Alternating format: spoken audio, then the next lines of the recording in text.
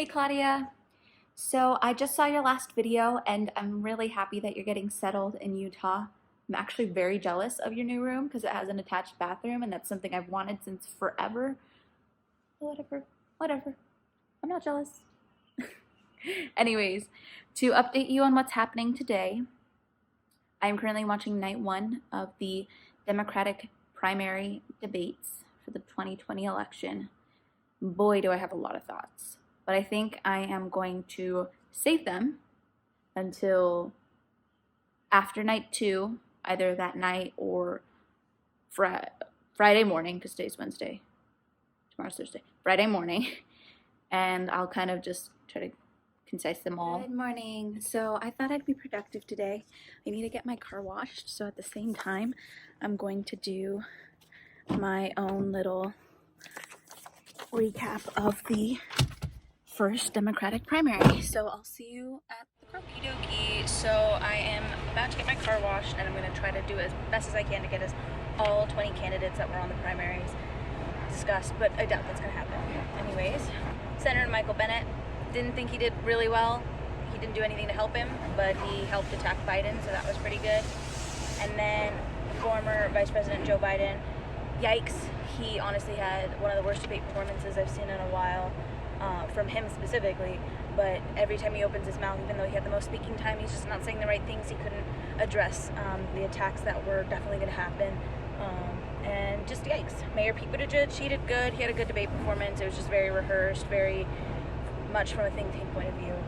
Then we had Senator Kirsten Gillibrand, who frankly I thought had a good strategy. Since she's not one of the front runners, she's probably not going to get discussed as much. But she did what she should have, and she was aggressive, and she inserted herself in bringing actual substance into the debate. That was good. Then we had Senator Kamala Harris, who absolutely won night two. She had a great performance. She took down Biden. I think she wasn't necessarily as strong as she could have been on Medicare, but she's never really been. Then we had former Governor John Hickenlooper. All he did was attack socialism. It wasn't anything special. Then we had Senator Bernie Sanders. I thought he had a good night. He was definitely playing it safe, but as one of the front runners, you either want to play it safe or have a Joe Biden night. So I thought it was smart. I wish he was a little less safe, but it was still good. He was very strong in the beginning, strong at the end, and he had some strong middle points, like when he was attacking Biden. Then we had Congressman Eric Swalwell. All he talked about was passing the torch to the next generation, which is cool. I understand, but I don't know, just the only policies that he really brought forth from the table were gun reform, which, I mean, I want gun reform, but that was pretty much it. Then we had Marianne Williamson. Oh my goodness. I don't even know what to say.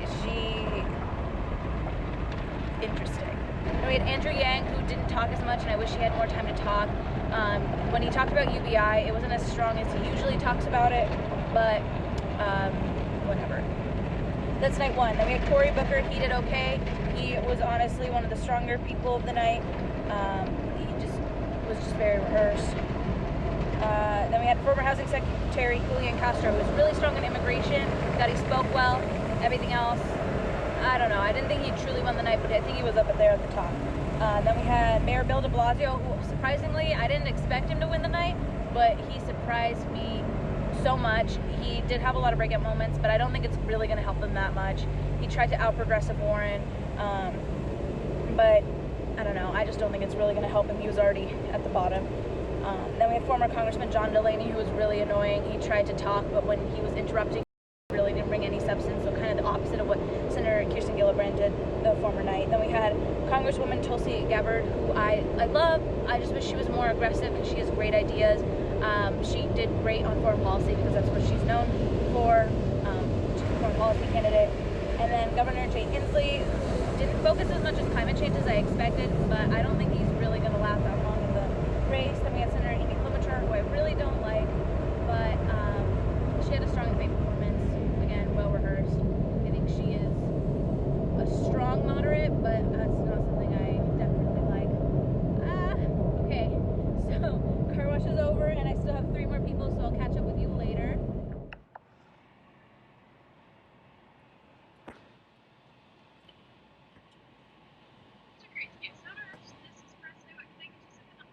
Hi, a medium cherry Jubilee, but instead of cherry, it's raspberry, and instead of Miss Twist, it's Sprite Zero. Okay, so it's a Miss Twist or a cherry Jubilee with Sprite Zero, raspberry, sweet cherry. Yeah. Okay. Thank you so much. Sorry. So I'm out now to get my nails done. I just got some Soda Rush, but I want to finish talking about the last three candidates from night one. We have former Congressman Beto O'Rourke, who had a Joe Biden yikes night, or should I say that Joe Biden had a Beto O'Rourke yikes night? I don't know. Aside from the whole him speaking Spanish fiasco, which I don't really care. I care more about what he's actually saying in any language, and he didn't really say much.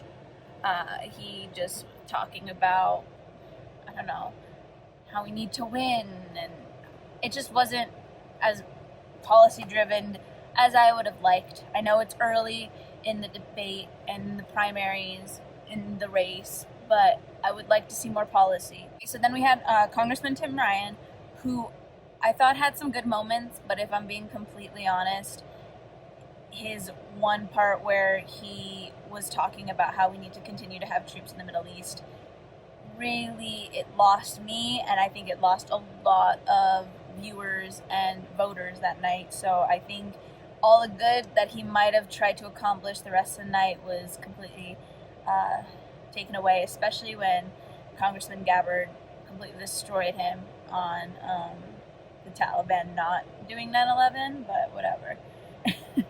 Then we had Senator Elizabeth Warren to conclude, and I thought she was very strong, policy focused, similar to Bernie, staying on the safe side because you don't want to be one of those front runners like Joe Biden who gets completely ganged up upon by every other person on that stage. So she did play it safe. I thought she had moments where she died a little bit, just like Bernie Sanders did. But when she was present and in the debate, I thought she had a strong performance. So that's my thoughts. I'm going to go get my nails done now. So I'll give you 5 seconds to guess what my nail color is going to be. 5, 4, 3, 2. Pink. It's just a version of pink. It's matte. They didn't have the color I wanted.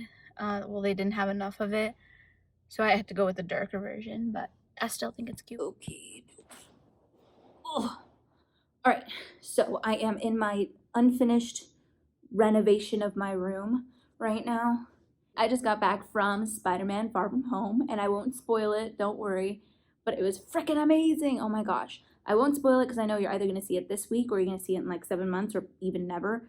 I don't think you've still seen Black Panther. Actually, no, wait. We did watch Black Panther on Netflix because I forced you to watch it, but I don't think we really paid attention, if I'm being honest. But you should still rewatch Black Panther and then drop what you're doing. Even if you're at work, go freaking watch it. It's good. I definitely thought it had the right amount of the Spider-Man humor that we know and love, which is like the millennial Gen Z humor added into it, which made it a lot more funny. I definitely don't think it's the normal level of Spider-Man humor, just because I think it was appropriate for the setting of the movie, since it's like right after Endgame. Everybody's still kind of recovering from the blip, which I honestly think is a little too fast of a recovery if it like really happens. But whatever. I'm not going to get into much in depth with it because I probably talked your head off about politics in the first place. But I thought it was really cool. And I love music scores from literally any movie. I try to do my best to pay attention to the music score when I'm not completely infatuated with the plot line. And at one point, I thought I heard something that kind of reminded me of Harry Potter and the Chamber of Secrets. I forgot the title of this specific song, but whenever we would see like the spiders crawling, we would hear this. And I don't know why, but I felt like I heard it at some points throughout the movie, or like a kind of like a variation of it, which I thought was cool because it was like Spider-Man and then spiders and then... Anyways, go see it. It's really cool. Twists and turns, just the way I like them. And it's Spider-Man. But, you know, in this new era of superheroes, Marvel superheroes. I definitely think in all of the superheroes that Marvel has in their comic book vault, there's definitely room to add a Latina superhero. Doesn't have to be me. Preferably, I would like it to be me playing it in the MCU. But I'm just saying, I don't need a full movie. I can be a side character. I'd like a full movie if possible. But we don't have any Latina superheroes at the moment in the MCU. So I'm just saying. And I can look like a kid, but I also can look like an adult. So whichever age demographic you want to put this new Latina superhero, I can play her. Just saying. I also did gymnastics for 10 years. Was I any good? That's debatable, but I can do it. So, give me a heads up. I can get back into shape. I can probably do a flip or two if you want that. Or even better yet, you want true diversity. What if we get a superhero that's not completely in shape? So then I don't have to get into shape. I mean, I do it. For Marvel, I do anything. But that'd be cool. We can get Latina diversity in there. We get body diversity. Not all superheroes need to be super fit. They just need to be super smart and know how to use their super smart intellect to defeat the bad guys. Just saying. So, that was my pitch to Marvel. Will they ever see it? Definitely not. But I'm going to keep advocating for a Latina superhero. And if it's not me, well, that's a big mistake. If it is me, great. But honestly, if it's not me, I don't really care. I just want a Latina superhero so I can dress up like her for Halloween and actually, do a decent cosplay. But other than that, I shall see you next week. Bye!